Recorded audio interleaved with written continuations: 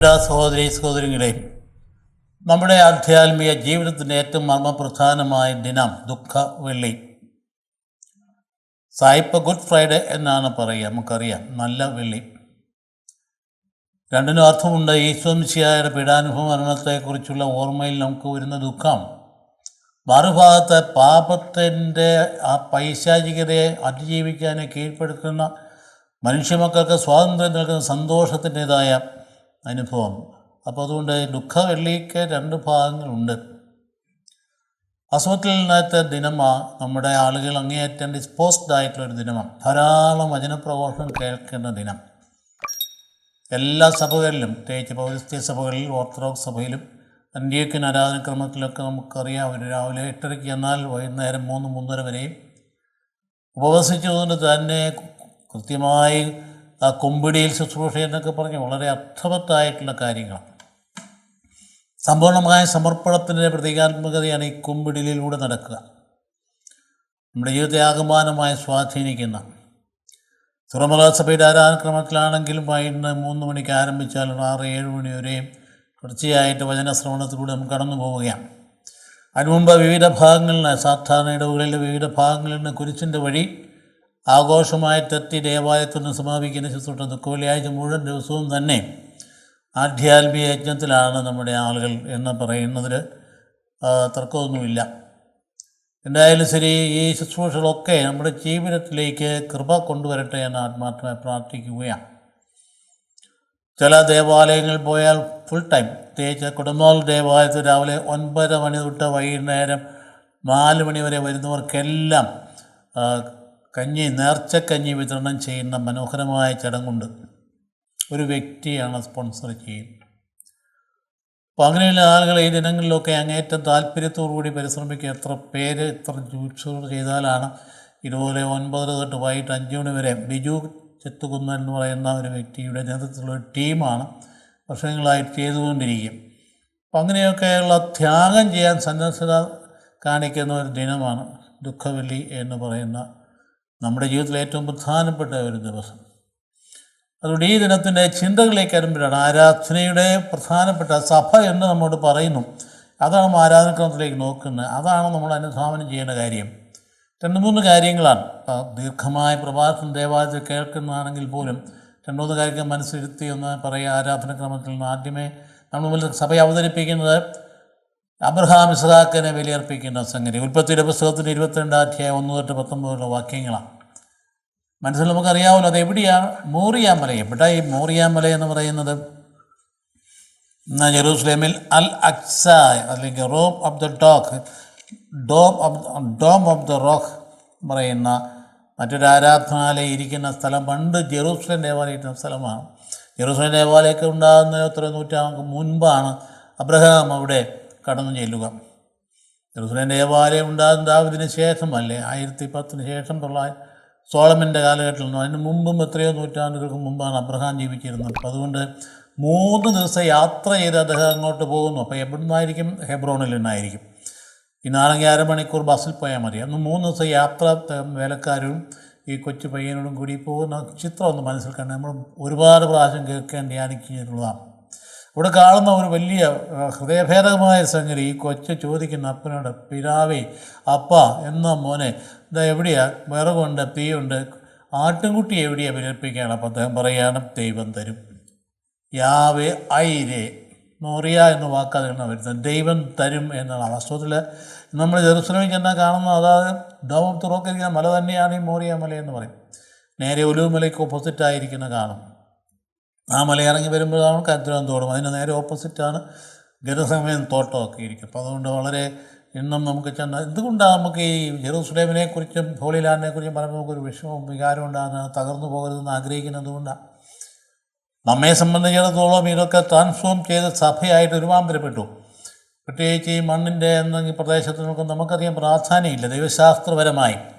പക്ഷേ എങ്കിലും ചരിത്രത്തിൽ രക്ഷാകര സംഭവങ്ങൾ നടന്ന് അരങ്ങേറിയ മണ്ണിന് വിലയുണ്ട്. അത് നൽകുന്ന സന്ദേശം, അതിൻ്റെ ഓർമ്മ നമ്മുടെ ഹൃദയത്തിൽ നിലനിർത്തേണ്ടതായതുകൊണ്ടാണ് അത് തകർന്നു പോകാതിരിക്കാൻ നമ്മൾ പ്രാർത്ഥിക്കുകയും ഇപ്പോൾ ബോംബിട്ടു എന്നൊക്കെ കേൾക്കുന്നുണ്ട്. എങ്ങോട്ടായിട്ടെന്ന് ആർക്കറിയാം. ജെറൂസലേമിൽ ബോംബിട്ടു എന്നൊക്കെ പറയുന്നുണ്ട്. എവിടാ വീഴാൻ പാടില്ലാത്ത. അപ്പം അതുകൊണ്ട് അതൊക്കെ തകർന്നു പോകാതിരിക്കാൻ പ്രാർത്ഥിക്കുന്നത് നല്ല കാര്യം തന്നെയാണ്. അപ്പം അങ്ങനെയുള്ള സംഗതികൾക്ക് നിലനിൽക്കേണ്ടതിൻ്റെ ആവശ്യകതയുണ്ട്. അത് യഹൂദന് വേണ്ടി മാത്രമൊന്നുമല്ല, ക്രൈസ്തവർക്കും ഒരുപോലെ പ്രധാനപ്പെട്ടതാണ് ഹോളി ലാൻഡ് എന്ന് പറയും. അപ്പോൾ അതുകൊണ്ട് അവിടെ നാം കാണുന്ന ആ സംഭവം, ഈശോ മിശിഹ ഭാവിയിൽ തന്നെ അർപ്പിക്കുന്ന പ്രതീകമായിട്ട് ഈ ഇസഹാക്ക് കാത്തിരുന്ന്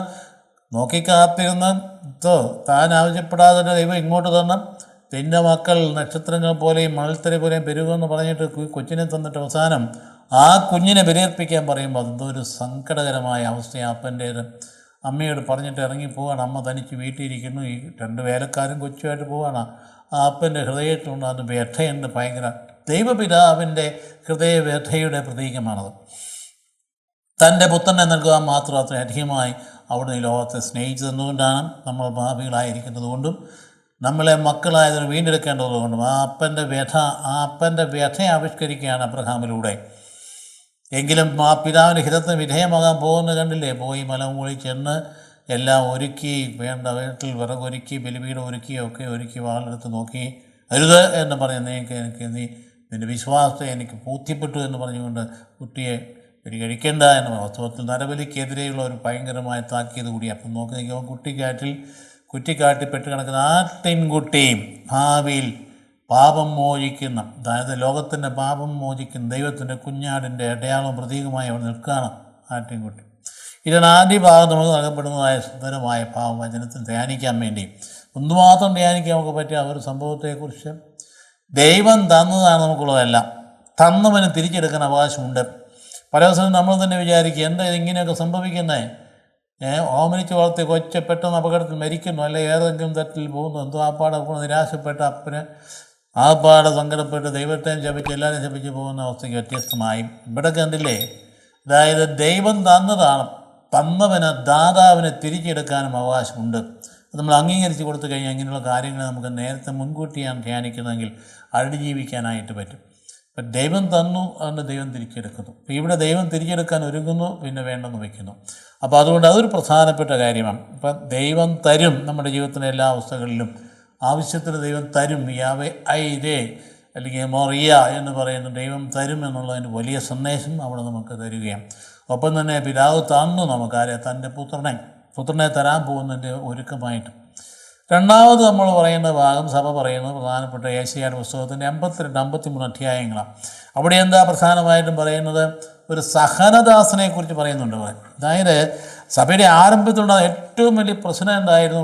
മിശിഹായാവും. എന്താ അപ്പസ്തോലന്മാർ സഭയൊന്നും സ്ഥാപിച്ചൊന്നുമില്ല. അപ്പസ്തോലന്മാരുമായി പ്രസംഗിക്കുന്നത് നിങ്ങൾ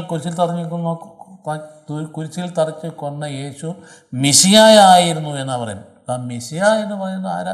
അവർ കാത്തിരുന്നയാളാണ്. വലിയ ദാവീദിൻ്റെ രീതിയിൽ വന്നു വരുന്ന സമ്രാട്ട്, എല്ലാവരും അടിച്ചൊതുക്കി എല്ലാം പോപ്പത്ത് നമ്മുടെ റോമൻ യുഗത്തിൽ നമ്മൾ സ്വാതന്ത്ര്യം നൽകാൻ പോകുന്ന ആളെന്ന് ധരിച്ചു വെച്ചിരിക്കുമ്പോഴാണ് കുരിശിൽ തറയ്ക്കപ്പെട്ടവൻ മിശിഹ ആകുന്നു പറഞ്ഞാൽ എങ്ങനെ വിശ്വസിക്കാൻ സാധിക്കും?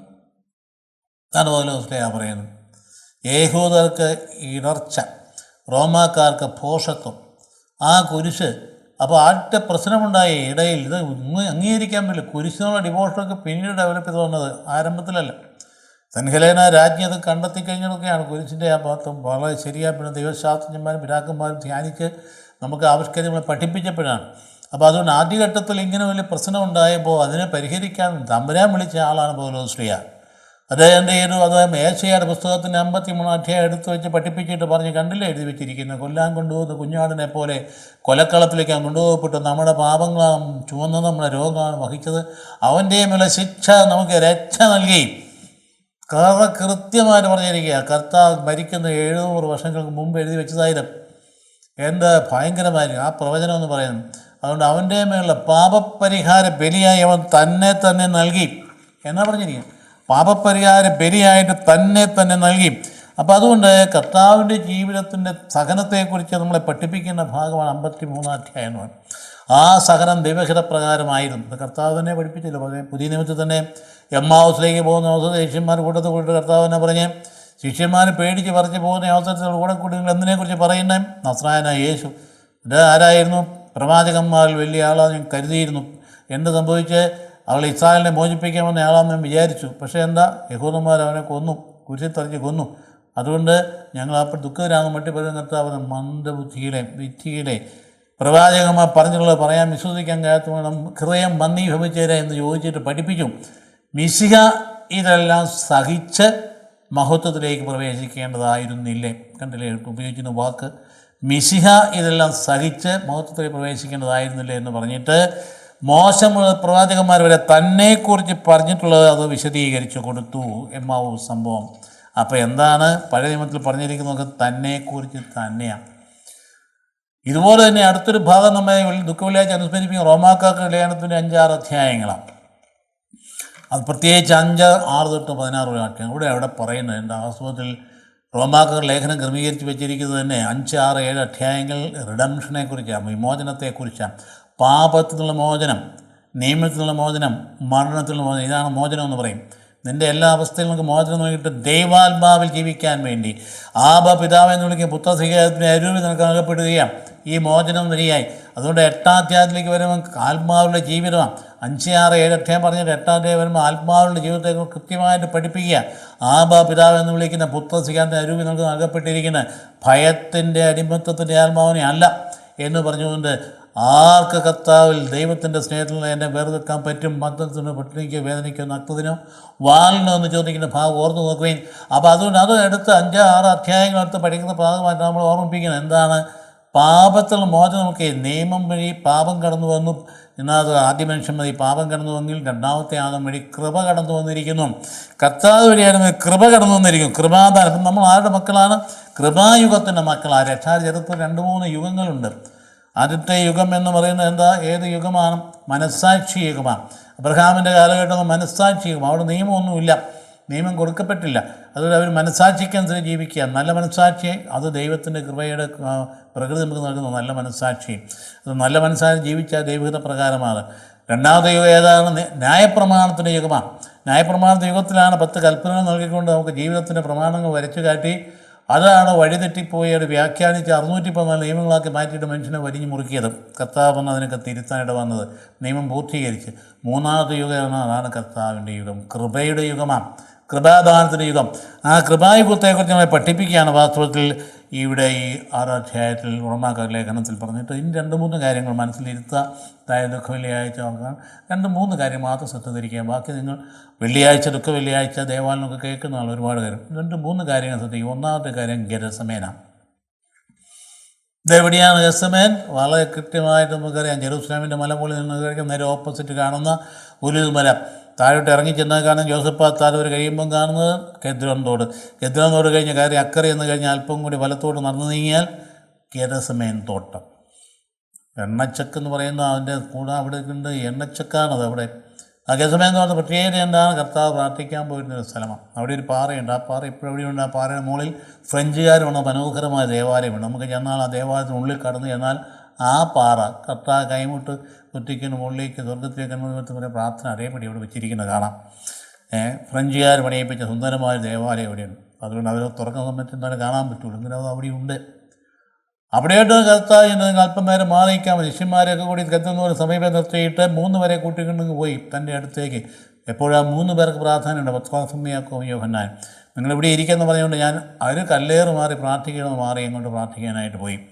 അപ്പോഴാണ് ഭയങ്കരമായ രീതിയിൽ സംഘടനം മനസ്സിലുണ്ടായിട്ട് ഈ പാനപാത്രം, മുമ്പേ പറഞ്ഞ പാത്രം ഉണ്ടല്ലോ, ക്രോധത്തിൻ്റെ പാനപാത്രം, കഴിവെങ്കിൽ കടന്നു പോകട്ടെ എന്ന് പറഞ്ഞ് ഈ കടന്നു പോകട്ടെ ക്രോധത്തിൻ്റെ പാനപാത്രം ചുമക്കുക എൻ്റെ പിതാവേ എന്ന് പറഞ്ഞ് തകരുന്ന അവസരം ഉടനെ പറയാം എൻ്റെ ഹിതമല്ല നിൻ്റെ ഹിതം നിറവേറട്ടെ എന്ന് പറയുന്ന പിതാവ് ഒട്ടും തന്നെ മറുപടി കൊടുക്കാതെ തന്നെ അത് ഏറ്റെടുക്കാനുള്ള ധൈര്യം കൊടുക്കുക. അത് കഴിഞ്ഞ് വരുമ്പം മക്കൾ ഉറങ്ങാം. നീ ഉറങ്ങാണ് 1 മണിക്കൂറെങ്കിലും എനിക്ക് വേണ്ടി ഉണർന്നിരിക്കാൻ പറ്റിയല്ലേ എന്ന് ചോദിക്കും. നമുക്ക് പ്രാർത്ഥനയിൽ നമുക്ക് എവിടെയാണ് ഇപ്പോൾ സമയമിരിക്കും? നമ്മുടെ ജീവിതം മുഴുവൻ മൊബൈലിലായി പോയില്ലേ? മുഴുവൻ കോലാഹലത്തിലായി പോയില്ലേ? എവിടെ ദൈവദിനം കേൾക്കാൻ പറ്റുന്ന മൊബൈൽ ഉപയോഗിച്ചും ദൈവദിനം കേൾക്കുന്ന ആൾക്കാർ ധാരാളം ഉണ്ട്. ഇപ്പം അതൊന്നും കേൾക്കാൻ സമയമില്ലാത്ത രീതിയിൽ തിരക്കിലായി പോയില്ലേ? അപ്പോൾ അതുകൊണ്ട് 1 മണിക്കൂർ എനിക്കായിട്ട് ഉണർന്നിരിക്കാൻ പറ്റും. ഒരു ദിവസത്തിന് 1 മണിക്കൂർ ഒന്ന് പ്രാർത്ഥിക്കാൻ പറ്റുമെന്നാണ് ചോദിച്ചേ. ആണെങ്കിൽ നിൻ്റെ ജീവിതം മാറി, രക്ഷപ്പെട്ടു. നിൻ്റെ എല്ലാ തരത്തിലുമുള്ള അടിമകളെയും മോചനം പ്രാപിക്കും. അരമണിക്കൂറായാലും മതി. ദിവസത്തിൻ്റെ അരമണിക്കൂറെങ്കിലും കർത്താവിന് വേണ്ടി മാറ്റിവെച്ച് ഏകാഗ്രതയിൽ ആ വചനാടിസ്ഥിതമായി ധ്യാനിക്കാൻ പറ്റുകയാണെങ്കിൽ നിൻ്റെ ജീവിതം മാറും. മാറിമറിയും. നിനക്ക് അസാധ്യമായ കാര്യങ്ങൾ സാധ്യമായിട്ട് വരും. പക്ഷേ നമ്മൾ അതിൽ നിന്നൊക്കെ വിട്ടുപോയിരിക്കുക. അതുകൊണ്ട് അത് മാനുഷികമാണ്. കർത്താവ് പറയുന്നത് ശരീരം സന്നദ്ധമാണ്, ആത്മാവ് സന്നദ്ധമാണ്, ശരീരം ബലഹീനമാണ്. അവർ ഉറങ്ങി, മക്കളെ ഉറങ്ങുകയാണ്, ഉറങ്ങിക്കും. മൂന്നാമത്തെ പ്രായം പറയും, മക്കളെ സമയമായി എണീറ്റോളാൻ പറയും. അപ്പം അന്നേരമാണ് തൻ്റെ ശിഷ്യരിൽ ശിഷ്യന്മാരിൽ ഒരുവൻ അന്ന് നീ ചെയ്യാൻ പറയുന്നത് പോയി ചെയ്തോളാൻ പറഞ്ഞ് അവൻ ഇറങ്ങിപ്പോയില്ലേ. അവൻ ഇറങ്ങിപ്പോയി ചെന്ന് കൂട്ടിക്കൊണ്ട് വന്നിരിക്കാം. ശത്രുക്കളെ കൂട്ടിക്കൊണ്ട് യൂദാസ് മുമ്പിൽ വന്ന്, സ്നേഹിത നീ ചുംബനം കൊണ്ടാണ് ഒറ്റിക്കൊടുക്കാൻ ചോദിക്കുന്ന ചോദ്യത്തിൽ വാസ്തവത്തിൽ അവൻ്റെ ഹൃദയം തകരേണ്ടതല്ലേ, വീണ് കാല് പിടിക്കേണ്ടതല്ലേ. പത്രോസിനെ ഒന്ന് നോക്കിയതേ ഉള്ളൂ, അവൻ്റെ ഹൃദയം നൊന്തു, മനസ്സ് നൊന്തു. ഇവിടെ നേരിട്ടങ്ങ് ചോദിക്കാം, സ്നേഹിത നീ ചുംബനം കൊണ്ട് മനുഷ്യപുത്രനെ ഒറ്റിക്കൊടുക്കാമെന്ന് ചോദിച്ചപ്പം വാസ്തവത്തിൽ എന്തെങ്കിലും ഹൃദയത്തിൽ അല്പമെങ്കിലും അപ്പം മാംസള ഭാഗം ഉണ്ടായിരുന്നവനാണ് അവിടെ താഴെ വീണ് മുട്ട കൈവീണ് കണ്ടാൽ രക്ഷിക്കണേ എന്ന് പറയുന്നതിന് പകരം അവനൊന്നും പറഞ്ഞില്ല. ആ സമയത്താണ് അടുത്ത് നിന്നുകൊണ്ട് വാളുകൊണ്ട് വെട്ടി ഒരുത്തിൻ്റെ ചെവി താഴെ പോയി. അപ്പോൾ അതിഭയങ്കരമായ സഹനത്തിന് നടുവിലും അത്ഭുതം പ്രവർത്തനം കർത്താവിനെ ഇവിടെ കാണാം. അതിഭയങ്കരമായ ശാരീരിക സഹനത്തിന് നടുവിലും തൻ്റെ മക്കൾക്ക് വേണ്ടി അത്ഭുതം പ്രവർത്തനം ആ ചെവി എടുത്ത് വെച്ച് തുന്നിക്കൊണ്ട് തന്നെ സൗഖ്യം ഉണ്ടാക്കി കൊടുത്തു. നിങ്ങളെന്ന് അന്വേഷിക്കുന്ന ഞാൻ പകൽ മുഴുവൻ ഉണ്ടായിരുന്നല്ലോ, ഈ ദിവസങ്ങളെല്ലാം പകലുണ്ടായിരുന്നല്ലോ. നിങ്ങൾ കവർച്ചക്കാരന്വേഷിക്കുന്നവരൊക്കെ എന്നെ അന്വേഷിക്കുന്നതിന് നസ്രായനെ യേശുവിനെ അന്വേഷിക്കുകയാണെങ്കിൽ ഇവർ പൊക്കോട്ടെ എന്ന് പറഞ്ഞ് സ്വയം വിട്ടുകൊടുക്കുന്ന, സ്വയം ദാനം ചെയ്യുന്ന കർത്താവിനെ ഗതസമയങ്ങളിൽ കാണുകയാണ്. അപ്പോൾ അതൊരു പ്രധാനപ്പെട്ട ചിന്താ വിഷയമാണ്. അതായത് സഹനത്തിന് മുമ്പിൽ സ്വയം വിട്ടുകൊടുക്കുന്ന കർത്താവ്, ആ ഒറ്റലിന് മുമ്പിലും ചുംബനത്തിന് മുമ്പിലും വെട്ടിവീഴ്ത്തുവിനെ സുഖപ്പെടുത്തിക്കൊണ്ടും കർത്താവ് തന്നെ നൽകുന്ന ഭാഗം. അതുകൊണ്ട് ഞാൻ ആ ജനത്തോടൊപ്പം ഉണ്ടായിരുന്നുള്ളൂ. ഇപ്പോൾ കവർച്ചക്കാരെ അന്വേഷിച്ച് നിങ്ങളെ അന്വേഷിക്കാൻ വന്നിരിക്കുന്നു എന്ന് ചോദിച്ചു പരിപൂർണമായിട്ട് വിട്ടുകൊടുക്കുന്നിടത്താണ് കാണുന്ന അടുത്ത ഘട്ടത്തിലേക്ക് നീങ്ങുമ്പോൾ കർത്താവിന് പറയാൻ ആരൊക്കെയാണ് പോയത്. വാസ്തവത്തിൽ പോയത് ആരൊക്കെയാണ്? അങ്ങേയറ്റന്മാരെ കുരിശിൻ്റെ ചുവട്ടിൽ നിന്നു ആ ഗലീലയിൽ നിന്ന് വന്ന സ്ത്രീകൾ മാത്രമാണ്. പത്രോസ് കുറച്ചുകൂടെ പോയി, ബാക്കിയുള്ളതിന് മുമ്പേ പമ്പ് കിടന്നു എല്ലാവരും. ഇടനെ അടിക്കും ആടുകൾ ചിതറെന്ന് പറഞ്ഞ പോലെ എല്ലാവരും ചിതറിപ്പോയി സ്ഥലം വിട്ടു. അപ്പോൾ അതുകൊണ്ട് പത്രോസ് കുറേ കൂടെ പോയിട്ട് ഞാൻ ആരുപേക്ഷിച്ചാൽ നിന്നെ ഉപേക്ഷിക്കാൻ നമുക്ക് വീരവാക്യം പറഞ്ഞപ്പോൾ ഇന്ന് രാത്രി കോഴി പോകുന്നതിന് മുന്നേ എന്നെ 3 നാൾ ഉപേക്ഷിച്ച് പറയാമെന്ന് പറഞ്ഞൊന്നും മനസ്സിൽ പതിഞ്ഞില്ലായിരുന്നു. പക്ഷേ അങ്ങനെ ഇരിക്കുമ്പോഴാണ് പത്രോസിൻ്റെ ആ വ്യക്തിത്വത്തെ നാം ധ്യാനിക്കേണ്ടത്. രണ്ടാമത്തെ പോയിൻ്റ് അതാണ്. ഗതസമയം കഴിഞ്ഞാൽ നമ്മുടെ മനസ്സിൽ വരേണ്ട രണ്ടാമത്തെ പോയിൻ്റ് പത്രോസ് എന്ന വ്യക്തിയാണ്. പച്ചയായ മനുഷ്യൻ, വിചാരമുള്ളൊരു മനുഷ്യൻ, സ്നേഹമുള്ള മനുഷ്യൻ, ഹൃദയവിശാലതയുള്ള മനുഷ്യൻ, അർപ്പണബുദ്ധിയുള്ള മനുഷ്യൻ, കഠിനാധ്വാനിയായ മനുഷ്യൻ, എല്ലാവരെയും ഒന്നിച്ചു കൊണ്ടുപോകാൻ പറ്റുന്ന സംഘാടക ശക്തിയുള്ള ആൾ, മറ്റുള്ള കാര്യങ്ങളെല്ലാം അന്വേഷിക്കുന്ന ആൾ. പക്ഷേ പ്രലോഭനത്തിൽ വീണുപോയി. അവിടെ പോയി തൂപ്പുകാർ ചോദിച്ചു, നീ കൂടെ ഉണ്ടായിരുന്നില്ലേ? ഇപ്പം പെട്ടെന്ന് അയ്യോ ഞാൻ അറിയില്ലാത്തവനെ വിളിച്ചോ, പേടിച്ചു പോയി. കാരണം തന്നെ അടുത്ത ഘട്ടത്തിൽ പിടിക്കും കൊണ്ടുപോകുന്ന കർത്താവിനെ ഇങ്ങോട്ട് കൊണ്ടുപോകുന്ന നോക്കി എട്ടി പിടിച്ച് നോക്കാൻ പോയപ്പം പാതിരായ്ക്ക് വിചാരണയാണ്. പതിവുള്ളതല്ല, പാതിരായ്ക്ക് വിചാരണ. കാരണം ഈ സാപത്ത് വരുന്നതിന് മുമ്പ് തന്നെ കുരിശിത്തറയ്ക്കണം അവർക്ക്. അതുകൊണ്ട് നേരത്തെ വിചാരണ നടത്തുക. വിചാരണയ്ക്കുള്ള നേരത്തെ കോപ്പ് കൂട്ടിയിരിക്കും. ഇവിടെ കോടതി കൂടുന്ന തീരുമാനം എടുത്ത് കഴിഞ്ഞാൽ തീരുമാനമൊക്കെ എടുത്ത് വെച്ചിരിക്കുക, എന്നിട്ട് കോടതി കൂടുന്നത്. അപ്പോൾ അന്നേരം നോക്കിക്കഴിഞ്ഞ് പെട്ടെന്ന് ചുരുണ്ട് പുറകെ ആരും അറിയാതെ തേങ്ങാനത്ത് പോയിക്കുമ്പോഴാണ് ഈ തൂപ്പുകാർ ചോദിക്കും. അത് കഴിഞ്ഞ് വേറെ 2 പേരും കൂടെ ചോദിച്ചു കഴിയുമ്പോൾ ഞാൻ അറിയില്ലെന്ന് വിളിച്ചു 3 പ്രാവശ്യം പറഞ്ഞപ്പോൾ ഉണ്ടല്ലോ കോഴി കൂവി. ആ സമയത്തിലാണ് കർത്താവിനെ ന്യായാധിപ സംഘത്തിൻ്റെ പക്കലേക്ക് കൊണ്ടുപോകുന്നത്. അപ്പോൾ ഈശോയെ ബന്ധിച്ച ന്യായാധിപ സംഘത്തിൻ്റെ പക്കലേക്ക് കൊണ്ടുപോകും. ന്യായാധിപ സാൻഹെദ്രീൻ സംഘമാണ്. അതിൻ്റെ തലവനാരാണ്? പ്രധാനാചാര്യൻ ഹെറോദസ്. അങ്ങോട്ട് കൊണ്ടുപോകുക. കയ്യേപ്പാസാണ് ഇവിടെ. അങ്ങോട്ട് കൊണ്ടുപോകുക. ഹെറോദസ് അല്ല, കയ്യേപ്പാസ്. അങ്ങനെ കൊണ്ടുപോയിക്കൊണ്ടിരിക്കുക. അപ്പം അങ്ങോട്ട് നോക്കുന്നതിലാണ് നേരെ കണ്ടു 4 കണ്ണുകൾ തമ്മിൽ ഇടഞ്ഞു. അതാണ് നമ്മുടെ പോയിൻ്റ്. കർത്താവിൻ്റെ 2 കണ്ണുകളും 2 കണ്ണുകളും തമ്മിൽ കൂട്ടിമുട്ടി. നാം പഠിക്കേണ്ട ഒരു പാഠം, ഈശോയുടെ കണ്ണുകൾ വന്ന് പതിഞ്ഞാൽ ഹൃദയം തകർന്നു പോകും, മനസ്സ് നൊന്തു, പൊട്ടിക്കരഞ്ഞു. ഇതാണ് പത്രോസ്. അപ്പം അതുകൊണ്ട് നമ്മെ സംബന്ധിച്ചിടത്തോളം രണ്ടാമത്തെ ധ്യാന വിഷയം എന്ന പത്രോസ് എന്ന വ്യക്തിയാണ്. അതുകൊണ്ട് തന്നെയാണ് പത്രോസ് ജീവിതത്തെക്കുറിച്ച് പിന്നീട് ധാരാളം സംഭവങ്ങളുണ്ടായിരുന്നു. അപ്പോക്രിഫയിലൊക്കെ ഉണ്ട്. കർത്താവിൻ്റെ വീണ്ടും കർത്താവ് കഴിഞ്ഞിട്ട് വീണ്ടും പേടിച്ച് പോകാനൊരുങ്ങിയപ്പോൾ കർത്താവ് ഖോവാദീസ് എന്ന് പറയുന്ന സ്ഥലമുണ്ട് ഇപ്പം റോമിൽ. ഖോവാദീസ്, നീ എവിടേക്ക് പോകുന്നു എന്നുള്ളത്. വാദീസ് എവിടെ പോകുന്നു? അങ്ങോട്ട് പത്രോസ് നോക്കുമ്പോൾ കർത്താവ് കുരിശും വഹിച്ചുകൊണ്ട് വരുന്നു. വീണ്ടും കാണുകയാണ്. ഇപ്പോൾ ചോദിക്കുക, നീ അങ്ങോട്ട് പോകുന്നു? അതാ ഖോവാദീസ്, നിനക്ക് വേണ്ടി മാത്രം കുരിശ് തറയ്ക്കപ്പെടാൻ പോകുന്നു എന്ന് പറയാം. അപ്പോൾ പത്രോസ് അവിടെ വീഴുക. ആ സ്ഥലത്ത് ഇപ്പം നമ്മൾ റോമിൽ ചെന്ന് കാണാൻ പറ്റും ഖോവാദീസ് എന്ന പേരുള്ള പള്ളി അവിടെയുണ്ട്. ഇതൊക്കെ നടന്ന സംഭവങ്ങളാണ്. കാരണം നിസ്സാരം നമ്മുടെ ഭാവനയിൽ വെറുതെ സങ്കല്പമെന്ന് വിചാരിക്കേണ്ട കാര്യമൊന്നുമല്ല. അതാണ് പത്രോസ് എന്ന് പറയുന്ന വ്യക്തിയെ സംബന്ധിച്ചിടത്തോളം കാണുന്ന വളരെ പ്രധാനപ്പെട്ട രണ്ടാമത്തെ കാര്യം. അതാണെങ്കിൽ ആ കണ്ണുകൾ കണ്ടുമുട്ടിയത് ഇന്നും പലരുടെയും കണ്ണുകൾ കണ്ടുമുട്ടുന്നുണ്ട്. അതാണ് യേശു എന്നെ സ്പർശിച്ചു എന്ന് പറയാൻ കാരണം. അതുകൊണ്ടാണ് ഹമാസിൻ്റെ മകൾ പറയാൻ കാരണം, രാത്രിയിൽ യേശു എന്നെ സ്പർശിച്ചു. ഒരുപക്ഷേ ഇങ്ങനെ യൂട്യൂബിലൊക്കെ എവിടെ നിന്നെങ്കിലും കേട്ട് കാണാം യേശുവിനെക്കുറിച്ച്, കേൾക്കാതിരിക്കത്തില്ല. അല്ലെങ്കിൽ പിന്നെ എങ്ങനെ നടക്കുന്നത്? അങ്ങനെ അതിഭീകരന്മാരായ ഹമാസിൻ്റെ പ്രസ്ഥാനത്തിൻ്റെ തലവനായ ഒരു തലവൻ്റെ മകളാണ് ഈ പറഞ്ഞ് നമ്മൾ കേട്ടോ, ജീവിച്ചിരിപ്പുണ്ടെന്ന് അറിയാൻ പാടില്ല. എന്തായാലും അവൾ പറഞ്ഞു, യേശു എന്നെ സ്പർശിച്ചു, ഞാൻ വേദപുസ്തകം എടുത്തു. അപ്പോൾ ഞാൻ പരസ്പരം സ്നേഹിക്കാൻ പറയുന്നത് ഞാൻ വായിച്ചു. ശത്രുക്കളെ സ്നേഹിക്കാൻ പറയുന്നത് എന്നെ പഠിപ്പിച്ചിരിക്കുന്നത് അങ്ങനെയല്ല. എന്നെ പഠിപ്പിച്ചതിനെ കൊല്ലാനാണ് പഠിപ്പിച്ചിരിക്കുന്നത്, ഉന്മൂലനം ചെയ്യാനാണ് പഠിപ്പിച്ചിരിക്കുന്നത്. ആലോചിച്ച് നോക്കി, യുദ്ധം നടന്നുകൊണ്ടിരിക്കുകയല്ല. എന്താ ഇതിനൊക്കെ പ്രതിവിധി? എന്താ പ്രതിവിധി? നമ്മളിപ്പോൾ ഇവിടെ സമാധാനത്തിൽ ഇരിക്കുന്നു വിചാരിക്കാൻ, യുദ്ധത്തിൻ്റെ കെടുതികൾ നമ്മളെ സ്വാധീനിക്കും. അവിടെ എന്താ സംഭവിക്കുന്നത്? എത്ര ആളുകളാണ് മരിച്ചു വീഴുന്നു. അതേ സമയത്ത് ഒരു മറുഭാഗമുണ്ട്, ആറ്റം ബോംബ് ഉണ്ടാക്കുന്നത് എന്തിനാ?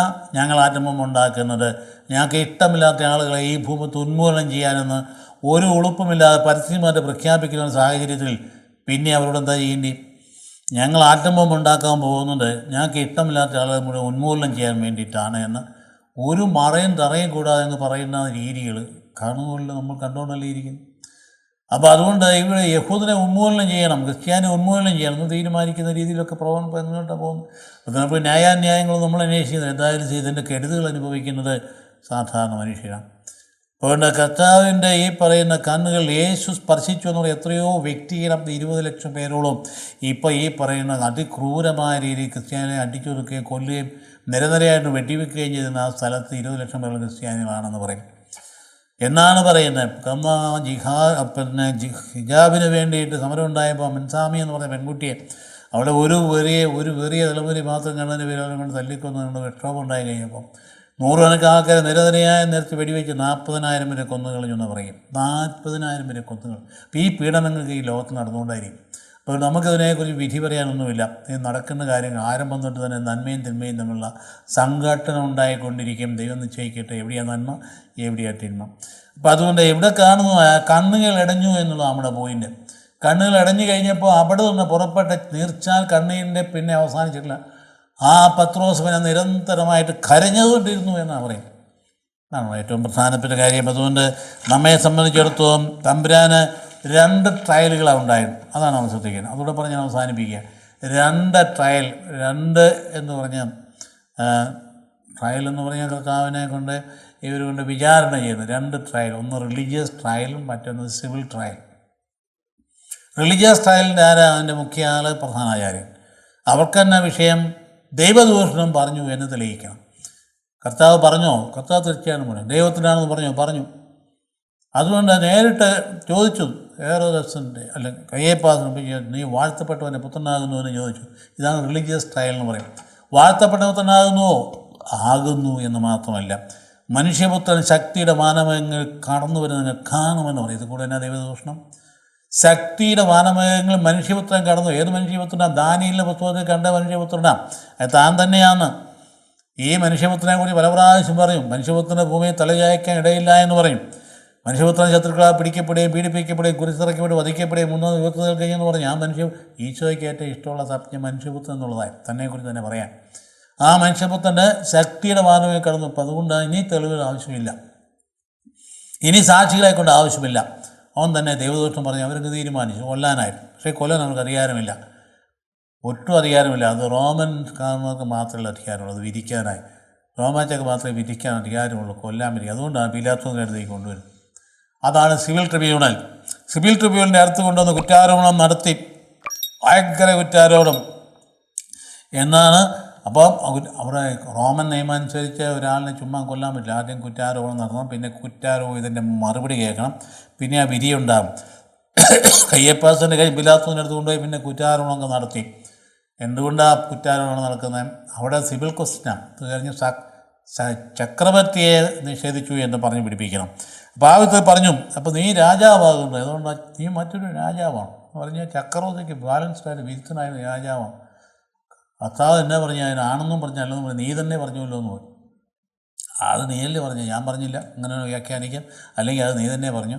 അപ്പോൾ ഉടനെ പറഞ്ഞിട്ട് അതെ എൻ്റെ രാജ്യം ഐഹികമല്ല, ഐഹികമായിരുന്നുവെങ്കിൽ എനിക്ക് വേണ്ടി പടപൊരുതാൻ ഇവിടെ ആൾ ഉണ്ടാകുമായിരുന്നു, ഐഹികമല്ല എന്ന് പറഞ്ഞപ്പോൾ പീലാത്തോസിന് മനസ്സിലായി ഇവൻ യാതൊരു കുറ്റവും കാണുന്നില്ല എന്ന് പറഞ്ഞുകൊണ്ട് പീലാത്തോസ് നിശ്ചയിച്ചു. ഇനി ഒരു കുറ്റവും കാണുന്നില്ല.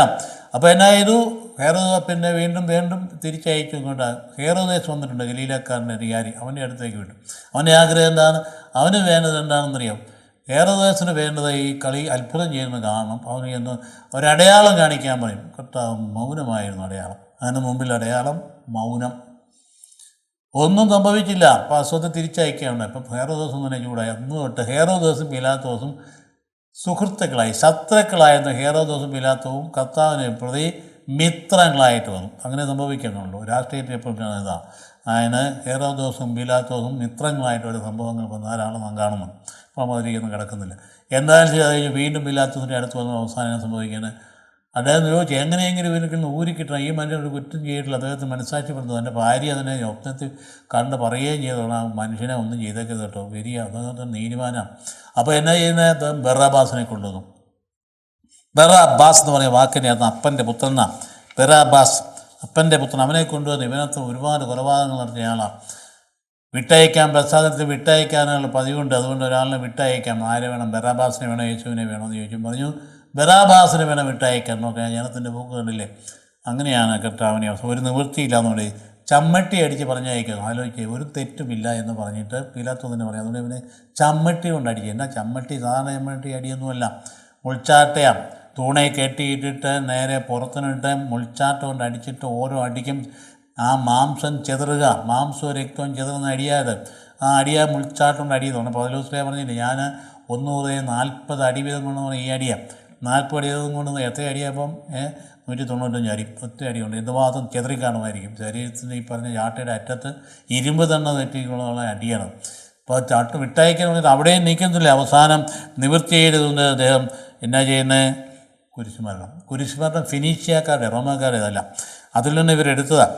കാർത്തേജും ഫിനീഷ്യക്കാരുടെ ഈ കുരിശുമരണം കണ്ടുപിടിക്കും. അത് റോമാക്കാർക്ക് അതെടുത്ത് അവരുകൊണ്ട് റോമൻ സിറ്റിസനെ കുരിശ് തറയ്ക്കില്ല, അല്ലാത്തവർക്ക് വേണ്ടിയിട്ട് അവരെ നിക്ഷേപിക്കില്ല. അങ്ങനെ കുരിശ് തറയ്ക്കും. അതുകൊണ്ട് ദുഃഖമില്ല. ഈയിടെ ആ ചിന്തകൾ നമ്മളിവിടെ അവസാനിപ്പിക്കുക. നമ്മൾ ചിന്തിക്കുമ്പോൾ ധ്യാനിക്കുകയൊക്കെ ചെയ്യുമ്പോൾ ഈ സംഭവങ്ങളും മർമ്മപ്രധാനമായ കാര്യങ്ങൾ മനസ്സിലിരിക്കട്ടെ. ജീവിതത്തെ നയിക്കുന്നതാണ്. അതായത് അനാവശ്യമായി മറ്റുള്ളവരുമായി കുറ്റാരോപണം നടത്താൻ പാടില്ല, അനാവശ്യമായി വിധി പ്രസ്താവിക്കാൻ പാടില്ല. നമുക്കറിയാൻ പാടില്ല മനസ്സാക്ഷി എന്താണ്. അതുപോലെ തന്നെ നമ്മെ സംബന്ധിച്ച് നമ്മൾ നീതിമാനാണെന്ന് നയിക്കാൻ അഭിനയിക്കാൻ പറ്റില്ല. കർത്താവിൻ്റെ സന്നിധിയിൽ ഹൃദയം തുറന്നു നിന്നുകൊണ്ട് സത്യത്തിന് സാക്ഷ്യം വഹിക്കാൻ കഴിയണം. അങ്ങനെ എത്ര പേരുണ്ടായ സാക്ഷ്യം വഹിക്കാനായിട്ട്? കർത്താവിൻ്റെ പിന്നാലെ അവരാരെയും കണ്ടില്ലല്ലോ. അവൾ കുരിശിൻ ചുവട്ടിൽ ആരാ ഉള്ളത്? കുരിശിൻ ചുവട്ടിൽ ചിന്തിക്കുമ്പോൾ ആരാ ഉള്ളത്? കുരിശിൻ്റെ വഴി നമുക്ക് ധ്യാനിക്കാവുന്നതാണ് ധാരാളം. നമ്മളിന്ന് ധ്യാനിക്കുന്നതായതുകൊണ്ടാണ്. കുരിശിൻ ചുവട്ടിൽ തന്നെയല്ല, കുരിശിൽ കിടന്നുകൊണ്ട് എന്തെല്ലാം പറഞ്ഞ് എന്തെല്ലാം കാര്യം കർത്താവ് ഇവർ ചെയ്യുന്നതെന്നും അറിയാനും ക്ഷമിക്കണമേ. എന്തെല്ലാം വചനങ്ങൾ അവിടെ പ്രഖ്യാപിച്ചത്. അവസാനം അമ്മയെ കൈയാളിച്ചില്ലേ അങ്ങോട്ട്? തൻ്റെ കുരിശിലൂടെ നിൽക്കുന്ന ആരാ? യോഹന്നാനും മറ്റ് ഗലീലിയിൽ നിന്ന് വന്ന സ്ത്രീകളും, മക്കൾ നയം മറ്റേ മറിയും പിന്നെ അപ്പോൾ അവരവിടെ നിൽക്കുന്നത്. അപ്പോൾ അതുകൊണ്ട് പറഞ്ഞു യോഹന്നാനെ ഇതാ നിൻ്റെ അമ്മ എന്ന് പറയാൻ കാര്യമില്ല, വേറെ മക്കളുണ്ടെന്ന് പറയുന്ന ആൾക്കാരോട് ചോദ്യം ചെയ്താണ്. ഈശോയ്ക്ക് മാതാവിന് വേറെ മക്കളുണ്ടായിരുന്നെങ്കിൽ പിന്നെ ഈ പണി ചെയ്യണോ? മാതാവിന് വേറെ മക്കളുണ്ടെങ്കിൽ ഇതാ എങ്ങനെ ഏൽപ്പിച്ചു കൊടുക്കണോ? അപ്പോൾ വേറെ മക്കളില്ല. അപ്പോൾ അതുകൊണ്ട് നേരെ യോഹന്നാനെ ഏൽപ്പിച്ചുകൊണ്ട് യോഹന്നാൻ അമ്മയെ ഏറ്റെടുക്കുകയും ചെയ്തു. ഇപ്പം നമ്മുടെ സമാപിക്കുകയാണ് ചിന്തകൾ. ഈ കുരിശിൻ്റെ വഴിയുടെ ചിന്തകൾ ധാരാളം ചിന്തകൾ ദുഃഖുലായ്മ നൽകുന്നുണ്ട്. അതൊക്കെ ചിന്തിക്കാൻ മാത്രം പോലെ ഹൃദയത്തിൽ ഇരുന്നു കൊണ്ട് പരിവർത്തനത്തിന് പ്രേരിപ്പിക്കേണ്ടതാണ്. ആത്മാവിൽ പരിവർത്തനമുണ്ടാകണം, ഹൃദയത്തിൽ പരിവർത്തനമുണ്ടാകണം. ദൈവഹിതത്തിന് വിധേയമാൻ ദൈവം അനുഗ്രഹിക്കട്ടെ. കർത്താവ് ഈശോമിശിഹായുടെ കൃപയും പിതാവായ ദൈവത്തിൻ്റെ സ്നേഹവും പിതാമഹ സഹവാസം ഉണ്ടാകട്ടെ, ഇപ്പോഴും എപ്പോഴും എന്നേക്കും. ആമേൻ.